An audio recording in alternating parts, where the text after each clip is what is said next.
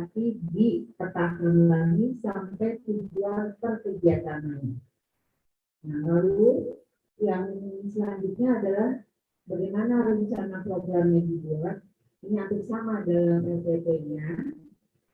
Ada pembuka, inti, penutup, assessment, dan tindak lanjut. Di mana assessment-nya bukan hanya pada anak, tapi bagaimana menjadi assessment bagi guru atas apa yang dia lakukan di kelas, sehingga bagaimana tindak lanjutnya. Nah, jika melihat video tadi, maka ini modul ajarnya, ya. Ini akan kita yang menentukan berapa kali sih pertemuannya, harus dalam berapa jam. Jadi ibu tanya berapa lama kita itu mantap, silakan ibu yang boleh menentukan tiap hari berganti atau 1 minggu dengan tantangan yang terus diperdalam. Lalu teman-teman juga boleh lihat di sini bagian-bagiannya, ada nama gurunya, bidang kelas, alokasi waktu, jumlah anak, informasi umum. Nah, di modul ajar ada yang informasi umum terkait dengan profil pelajar Pancasila, apa yang akan teman-teman pilih. Karena dari kementerian tidak mengharuskan langsung 6 itu diambil, teman-teman boleh bertahap memperkuat. Tapi jika teman-teman sudah paham bagaimana ini bisa terintegrasi dan bisa diambil, itu silakan. Lalu model pembelajaran ini yang hati-hati. Model pembelajaran dalam modul ini bukan model sentra, tapi modelnya pembelajarannya itu tatap muka atau daring. Ya. Kalau pembelajarannya daring, maka tatap muka tuliskan daring. Nah, fasenya PAUD itu adalah fondasi. Sampai usia 6 tahun itu masuk di fase fondasi. Lalu kata kuncinya itu tadi muatan-muatan materi yang teman-teman berikan, itu kata kuncinya apa? Itu ada mengenai baru, kolam, air mancur. Ya, nah, lalu deskripsi umum kegiatan, teman-teman diajak untuk menceritakan gimana sih kegiatannya, deskripsikan. Mengarang bebas nih, rangkaian kegiatan dari anak diajak mengamati, lalu anak diajak mendengarkan lagu, anak diajak untuk diskusi, lalu anak memilih tantangan lain, lalu memilih tantangan lain itu dituliskan. Dan yang bawah ini tadi terkait dengan sarana prasarana, jika teman-teman menggunakan video atau gambar atau materi dari Google, maka wajib dituliskan. Ini bagaimana jadi bagian dari guru belajar menuliskan dari sumber belajarnya. Nah, ini tadi ya peta konsep yang tadi di sini yang teman-teman masuk di komponen inti dari modul ajar. Terus selain komponen inti, ini tadi curah ide gagasan. Itu dituliskan.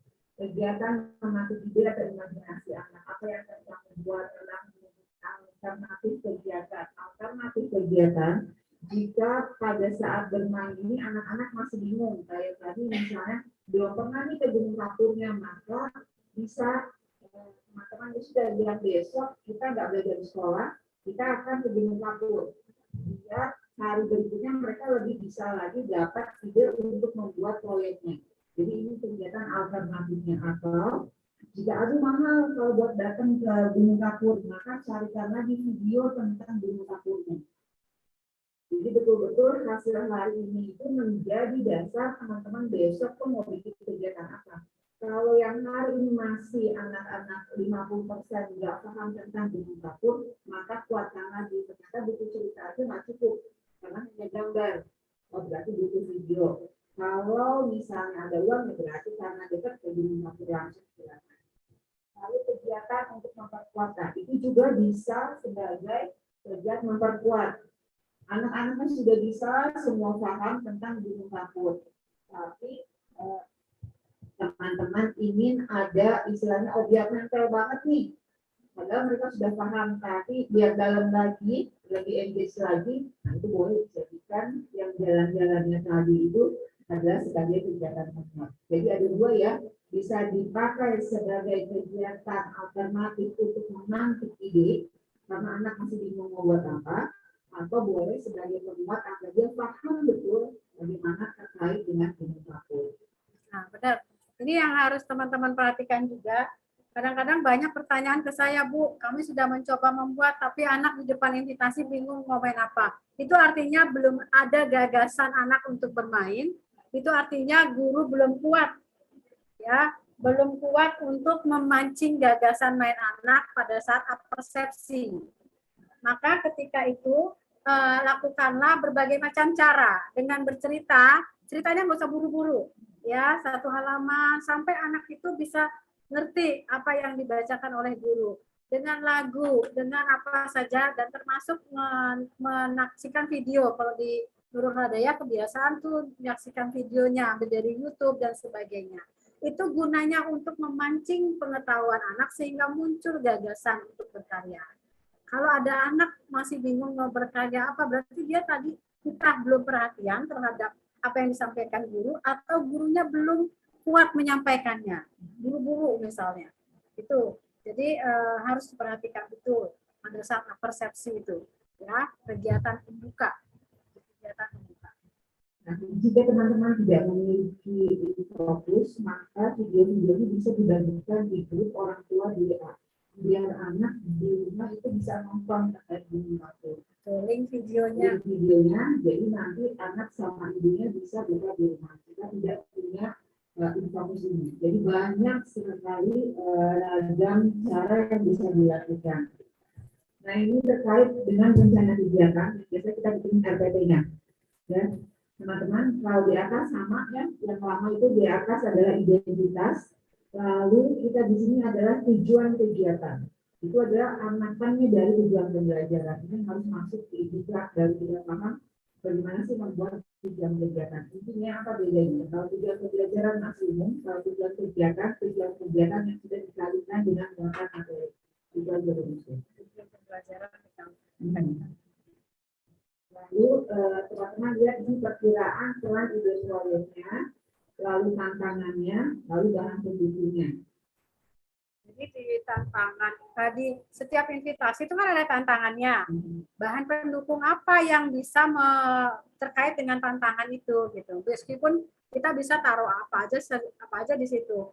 Umpamanya gini, kalau Ibu di sana tantangannya bagaimana bentuk ketupat buatanmu gitu ya. Kalau bisa Ibu taruh di situ apa selongsong ketupat gitu, berbagai bentuk, berbagai ukuran, taruh di sana gitu. Ya. Kalau di sini misalnya canggihnya kendaraan angkutan lebaran, kalau bisa di situ taruh mainan-mainan terkait kendaraan. Gitu. Jadi ada yang menyimbolkan dari tantangan itu. Meskipun nanti anak mainnya membuatnya dengan bahan lain gitu ya.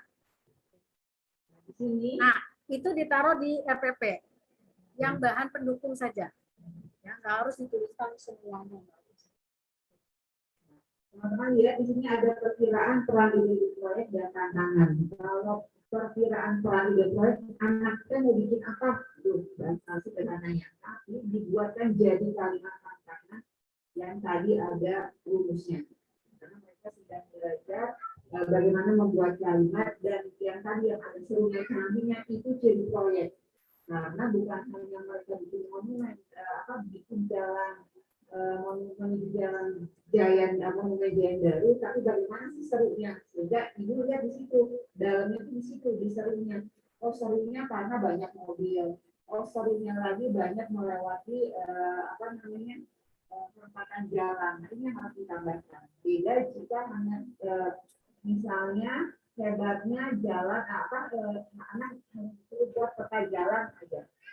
Nah, tidak. Kalau peta jalan aja kayak instruksi, lalu bikin peta jalan. Tapi kalau ada tadi kalimat kata sifat, itu jadi proyek. Serunya, indahnya, hebatnya, canggihnya, itu jadi proyek. Jadi proyek ya. Nah, terus ini contoh-contohnya. Coba lihat teman-teman di situ bagaimana dia seolah mau jadi apa. Jadi ketika mereka bikin tulisan, bukan mereka sedang menulis, tapi mereka sedang menjadi perancang grafis tulisan. Ketika mereka sedang membuat monumen Jayan Baru, bukan sedang hanya membuat monumen, tapi mereka sedang, karena terkait dengan kekokohan ini tingginya, nah keberapa hitungannya itu ahli sipil yang hitungannya. Jadi beragam profesinya, Jadi ketika main itu benar-benar mereka seolah sedang semua itu bermain peran.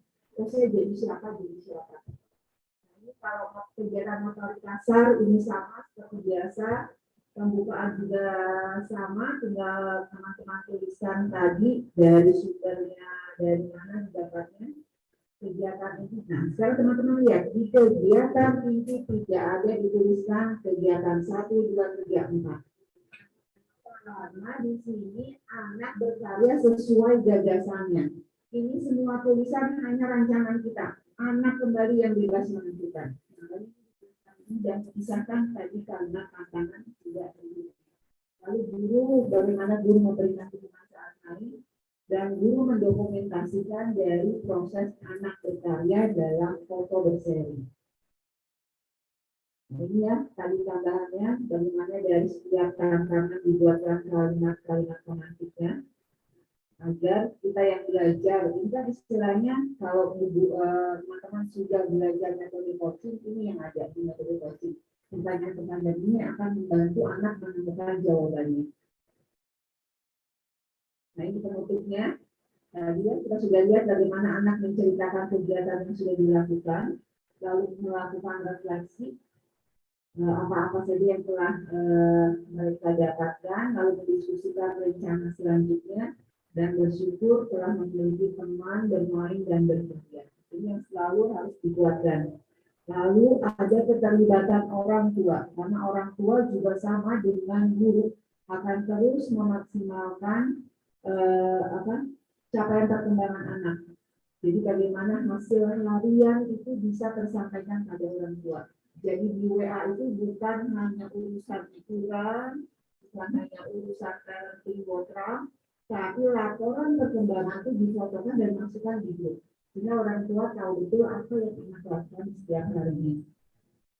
Lalu rencana penilaian perkembangan anak, apa yang sudah mereka lakukan dalam uji kerjanya, mendokumentasikan dalam bukti observasi, menganalisa dari hasil observasi terkait dengan muatan melesetnya, lalu menganalisa capaian profil pelajar Pancasila. Karena kita tidak lagi mengenal aspek, tapi sudah masuk capaian profil pelajar Pancasila dan dituliskannya dalam DM atau SM. Belum muncul atau sudah muncul. Karena tidak ada tingkatan apa muncul, ya sudah berarti muncul. Belum, tidak belum. Nah, terus ada rencana tindak lanjut.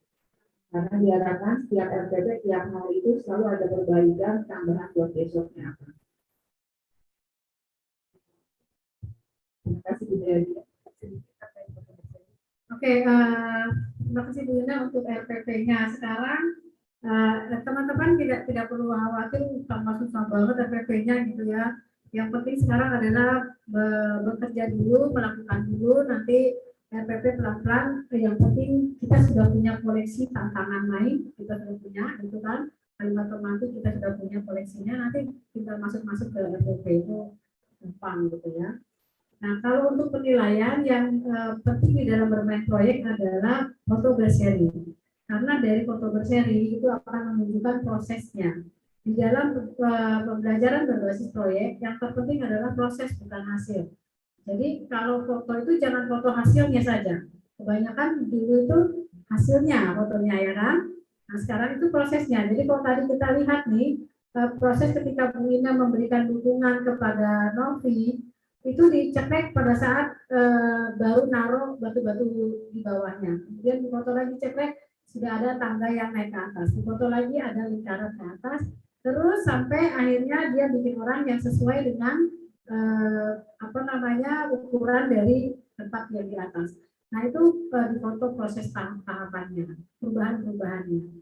Kalau ada video lebih bagus video, tetapi untuk memudahkan kita menganalisa dan orang tua bisa lebih paham analisanya pakai foto berseri. Dari foto berseri itu kemudian kita bikin captionnya. Caption itu sebetulnya sama dengan catatan anekdotnya. Ya, catatan anekdotnya peristiwa yang terjadi pada saat itu. Pada saat guru bersepakat dengan anak untuk berbagi peran bagaimana indahnya tugu Jaya Daru bisa dibuat bersama, Aldian memilih membuat jalan seputar alun-alun sebagai bagian proyek bersama. Ini proses ketika Aldian memilih mau bikin jalan, kan di foto tuh ceplek dan satu. Kemudian Aldian membuat jalan, dia mencari balok-balok yang bisa dibuat seperti lingkaran. Di meja imitasi itu nggak ada, jadi dia cari di tempat lain dan dibawa didekatkan ke mejanya. Sekeranjang itu dia bawa dari pojok kelas, karena sebetulnya nggak ada di situ. Nah, dia ingin membuat jalannya bentuk lingkaran, track dapat. Lalu kemudian jalannya sudah jadi bentuk lingkaran, dia mulai membuat tubuhnya di tengah-tengah. Ya, Aldian bilang, saya mengamati betul Aldian, makanya jadi dapat foto ini. Kalau dia kan tadi di Novi dan Mia ya, saya tanya Aldian, kenapa lingkarannya jalanannya terbuka? Itu kan nggak nyambung tuh. Dia bilang ini kan nyambungnya ke jalan tol. Benar juga, kalau lingkarannya nyambung kan mobilnya muter terus di situ, ya kan? Itu nggak berpikir sama saya dan dia terpikir seperti itu. Dia bikin jalan dulu baru bikin tubuhnya. Dia bilang kalau orang bikin tubuh kan harus pakai mobil angkutannya kan perlu jalanan. Jadi jalan dulu dia bikin, bukan tubuh dulu. Kemudian dia mulai membangun pohon-pohon ya, menggunakan balok aksesoris kecil dari pertama dia bikin tubuh itu dari balok aksesoris kecil, tapi terus roboh, terus dia ganti dengan yang lebih besar sehingga akhirnya bisa tinggi. Itu dia mencoba akhirnya dia meletakkan aksesoris kecilnya paling atas itu untuk simbolnya. Kemudian dia membuat pohon-pohon, ada 4 pohon dia bikin di sana. Pohonnya dia bikin dari balok aksesoris warna kuning dan hijaunya dari tutup botolnya. Kemudian ketika dia ditanya berapa tingginya, dia bilang 25 meter, berarti nyambung ya. Tingginya tubuh Jaya-Daru kan tadi di persepsi sudah disampaikan ke 25 meter. Meskipun kenyataannya nggak 25 meter, tapi di dalam logikanya dia adalah 25 meter. Lanjut dulu. Kemudian yang kelima dulu di atas dulu. Nah, kelima dia mulai dia melihatin tubuhnya. Saya tanya apa yang dia pikirkan. Dia bilang ketika ditanya menjauhi pohon-pohon sekitar tubuh ada ornamen warna biru. Oh, ini lampu-lampu di tubuh Jaya-Daru dan itu pohon-pohonnya. Lalu dia bilang, saya tanya Aldian mau apa lagi? Aku mau ada rumahnya. Di sini mana ada yang ada rumahnya? Saya bilang, apa yang bisa dijadikan untuk rumah? Kebetulan di situ ada sejenis boneka berbentuk rumah. Apa sih, miniatur ya? Miniatur bangunan rumah. Lalu dia taruh di dekat monumennya. Dan yang membuat saya takjub itu adalah kan nggak muat taruh di situ karena udah ada pohon. Dia robohkan satu pohon supaya rumahnya nggak dapat tempat. Dan dia bangun lagi pohonnya di situ. Dia bilang kalau nggak ada pohonnya nanti gersang, nanti panas. Ya. Nah, kemudian Aldian berkata bahwa dia ingin tubuh Jaya-Daru ada di dekat sekolah pelangi. Pas saya tanya, ini bangunan apa? Dia bilang ini sekolah pelangi. Loh, di tubuh Jaya-Daru ada sekolah pelangi, saya gitu kan. Nah, dia pengen tubuh Jaya-Darunya dekat sekolah pelangi. Gitu ya sudah. Kita nggak boleh paksakan. Enggak, di sana itu namanya gedung DPR. Di alun-alun yang aslinya kan itu gedung DPR ya. Tapi kita nggak paksakan, itu adalah imajinasinya dia ingin tubuh Jaya-Daru ada di sekolah pelangi. Oke, itu sampai 6 dan terakhir 7 dia menambahkan kendaraan kecil, dia tambahkan lagi kendaraan kecil dan mulai bermain dengan kendaraan kecilnya. Hasil akhirnya adalah seperti itu, ya. Nah, teman-teman bisa lihat ini adalah proses dari sebuah karya yang dimaksud dalam bermain proyek itu akan terlihat prosesnya, ya, tidak hanya hasilnya. Apakah selesai sampai di sini foto berserinya? Enggak, kita harus analisa. Kita analisa kaitkan dengan muatan melesatnya. Apa muatan melesatnya di sana? Ada eksistensinya. Eksistensinya apa? Ketika dia mulai memilih aku mau bikin jalan, itu rasa percaya diri kan eksistensinya. Kemudian membuat jalan dahulu, baru kemudian tubuh. Bukan tubuh dulu, baru apa namanya jalanan. Itu engineeringnya, urutan kerjanya itu engineeringnya. Dia membangun pohon kembali, kemudian apa namanya ada alun-alun, ada sidoarjo, ada pohon, ada taman, jalanannya lingkaran. Itu adalah literasinya, kemampuan dia memahami apa yang disampaikan oleh guru. Jadi literasi bukan hanya terkait dengan tulisan, bagaimana dia menulis, tapi juga terkait bagaimana dia memahami bacaan yang disampaikan oleh guru dan diwujudkan dalam karya. Ya, kemudian jalannya bentuk lingkaran, ya apa lagi itu, ada eksistensinya, matematik ada di situ, sainsnya ada di situ juga, bagaimana dia mengubah pokok apa namanya potongan kayu dari balok sindera jadi lampu kecil-kecil, itu sainsnya ya. Teknologinya juga ada di situ. Kemudian dia jawab udah 25 meter tingginya, itu adalah matematik.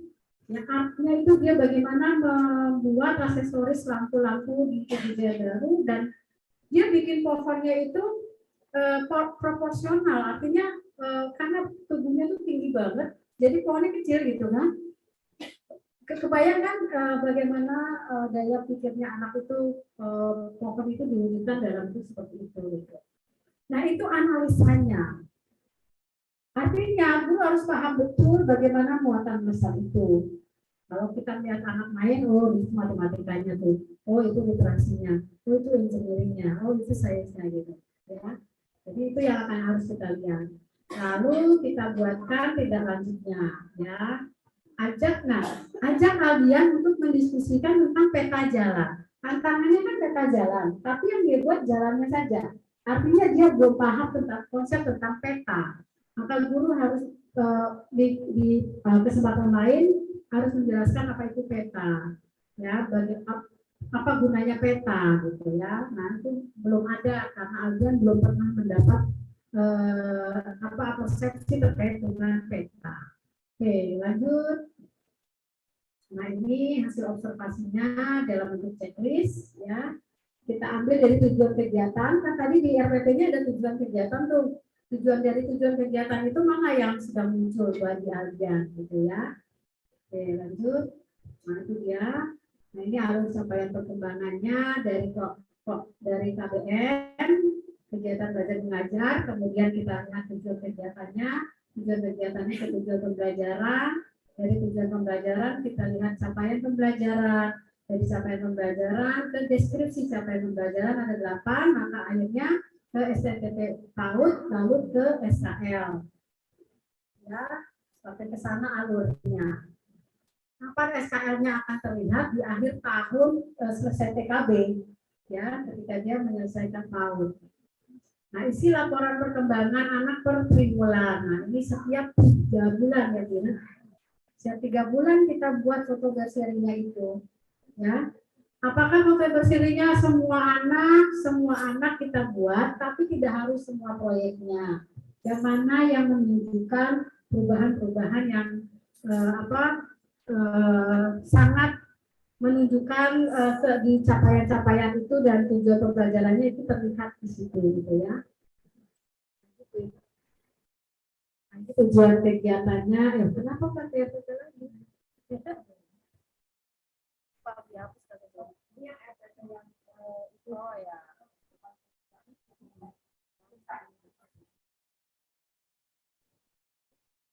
Oke, kira-kira seperti itu ya kita coba. Paling tidak kita mencoba ketika anak bermain, mulailah untuk memotret sebuah karya anak, lalu buat captionnya gitu. Jadi membiasakan untuk membuat dokumentasi asesmen penilaian itu dalam bentuk foto berseri supaya terlihat prosesnya bukan hanya hasil.